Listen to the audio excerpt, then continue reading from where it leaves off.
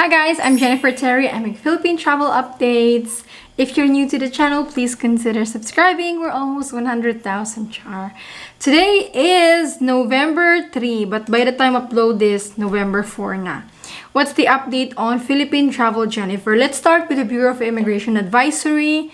Let's just make it simple, guys. When you're leaving the Philippines, you need to show kung anong ginamit nyo pagpasok. So, sa mga magbabakasyon lang, for those who only came here to visit, for short vacation lang, what you used to enter the document, then you will have to present that as well when leaving the Philippines. So, for example, if you used your foreign passport with the Balikbayans stamp, then yeah, they will actually look for that. Nasaan yung Balikbayan stamp mo?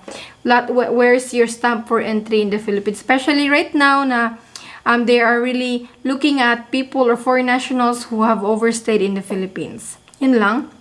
Well, for Filipinos, on tourist visas, remember guys, that your passport needs to be more than 6 months valid. So, renew your passport before leaving the country. That's for Filipinos on short-term visas, especially tourist visas. While for dual citizens, if you don't have Philippine passport, then show your dual citizenship certificate, your acquisition or retention certificates. And then those who enter the Philippines with a travel document, you cannot use travel document to travel outside the Philippines. Pang-enter the Philippines lang yun.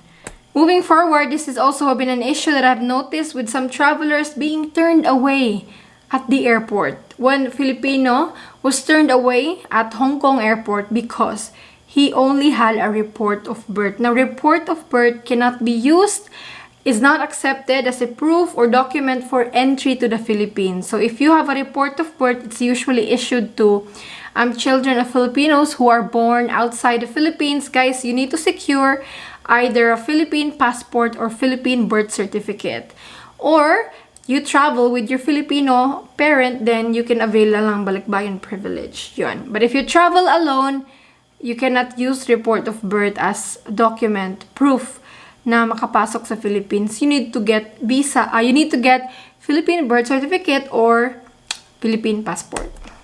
Now, I've received some messages and I've seen in groups, OFWs who landed in Clark recently. One OFW reached out to me and said, Jennifer, tapos na po yung swab testing ko and just waiting for the result, pero sabi hindi daw i-release hanggang di active yung PhilHealth ko. So there's been parang magulo ngayon sa Clark for OFWs. I believe this is just a miscommunication between government agencies, and I don't think that they would change the plan because OFWs has always been libre po. It's, I think, the responsibility of the government. These people left the country to work because there's no opportunity here. It's only right that the government will cater them when they return. Their money shouldn't be spent on the hotel but to their families because they worked hard for that money. Am I right? Diba guys? So I believe this is just a misunderstanding of your job. Now for Filipinos with foreign spouse, I've seen posts and messages as well worried, Jennifer, my husband is not vaccinated. What are we gonna do? That's okay guys. Vaccination is not required for entry to the Philippines. Hindi po kailangan ang COVID-19 vaccine para makapasok sa Pilipinas. I don't know the requirements of saang country ka ngayon, but Philippines, hindi po kailangan ang vaccine. Even for foreigners, foreign nationals who are eligible to enter the Philippines don't have to be vaccinated. Unvaccinated or not, you can enter if you are allowed to. Okay? Unvaccinated, it just means 2 days extra quarantine is all. If you're asking me about Jennifer, how was the update on pilot testing? No quarantine policy, wala pa po. I'm hoping there will be announcement for the few days because recently holidays, diba? Wala masyadong announcement.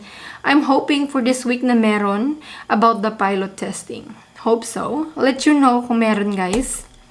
While Philippines is pushing for alert level in Manila. So Manila guys, madami na masyadong vaccinated doon. That's why, still the same guy, Presidential Entrepreneurship Joey Concepcion is pushing na going alert level 2 ang Manila or NCR. Alert level 2, I think in Cebu now. Somewhere in Cebu City, I think, or Cebu Province. Ay, okay na okay ang alert level 2, guys. Children are allowed to go outside. Children can enter malls, can dine in. Sana nga alert level 2 na din yung Manila so businesses can, maka-catch up din sila this holiday season. Ito na yung time na makabawi kasi sila. Face shields also, they're thinking about removing it. Just remove it, please. If you are here in the Philippines, guys, you will see that people are not wearing it. They're just using it as headbands. And it's not because maarte sila o ayaw nila magsuot. Hindi kayo makakapag-communicate, guys, ng maayos when you're using face shield. Well, this is the vaccination status per region. Finally, they posted this. So as you can see, NCR has about vaccinated 88% of the residents' adult population. Next up is CAR. Yan, bongga ang CAR, mahabol, 39.37%. And then us, in our region, this includes Davao City, nasa 37%. So please get vaccinated po. If you have family who are 12 to 17-year-olds, they can also get vaccinated. So the more na magpa-vaccine tayo, the more that we can move forward. Just like other countries, nakita naman natin. So we have plenty of vaccines now. Isipin mo guys, 49 million available. Ang problema na lang ngayon, logistics. Yung pag-distribute. Kasi nga, di ba, yung vaccines are very sensitive. And some provinces may not have the facilities to cater. Kaya, medyo yan yung ngayon, yung challenge ng government natin. Now, now moving forward for travelers to the US, it's only 4 days from now and the new rules, no, 3 days. It's only 4 days from now and the new rules for travel in the US will kick in which if you are not a US citizen, if you are not a legal permanent resident, then you need to be fully vaccinated to enter the US. Unless you get an exemption. Exemptions are very, very limited lang. The exemptions can be if you are a diplomat, if you're under 18, if you're a participant of a vaccine trial, if you're issued a humanitarian or emergency exception. Yan, I'll just put it up here, pero nga, very limited yung exemption. So please do get vaccinated so you can travel to the US. While for US citizens and legal permanent residents, vaccination is not mandatorily required for entry. So you can always go home. Vaccinated or not, you need to show a negative COVID test result for travel to the US. And then you can use your vaccination certificate with QR code. If it doesn't have QR code, then it has to be the national or subnational certificate issued by the government. So yun nga, VaxCert PH or BOQ yellow card.